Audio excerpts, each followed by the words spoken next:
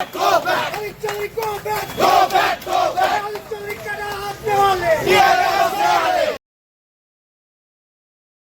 রবিবার সকাল থেকেই বৃষ্টিকে উপেক্ষা করে চলছে জনসংযোগের কাজ। পশ্চিম মেদিনীপুর জেলার কেশপুর বিধানসভার অন্তর্গত ৫ নম্বর অঞ্চলের উপর কোয়াই ও মাকুলচক ও কোকাপুনি বুথে নির্বাচনী প্রচার ও জনসংযোগ শিউলি সাহার দলীয় কর্মী সমর্থকদের সঙ্গে নিয়ে মানুষের দুয়ারে দুয়ারে পৌঁছে সরকারের উন্নয়নে তুলে ধরেন তিনি।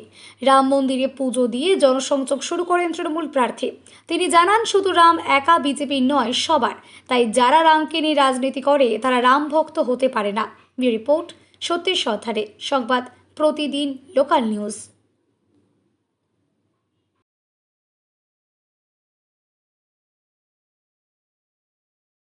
যেভাবে আমাকে আপনারা স্বাগত জানিয়েছেন, আমি কৃতজ্ঞ ৫ নম্বর মুখবার সঞ্জীবীর কাছে।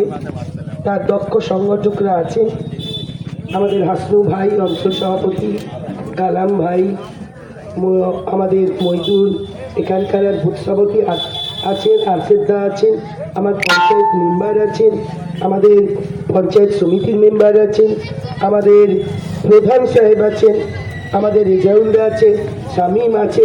কার নাম বলবো আর কার নাম বলবো না। আমরা বাইকে করেই আজকে পুরোটা আমরা পরিক্রমা করব।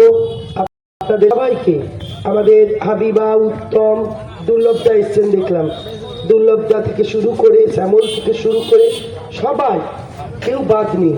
আমাদের সোশ্যাল মিডিয়া হাইসান, রাজিবুল সবাই আছে। আমি প্রত্যেককেই আমার তরফ থেকে আবারও এই এলাকার বাসিন্দাদের এই বুথে প্রার্থী, আমাদের কেশপুর বিধানসভার প্রার্থী, সকলের প্রিয় দিদি, আমাদের শিউলি সাহা মহাশয়, কেশপুর বিধানসভা কেন্দ্রের প্রার্থী।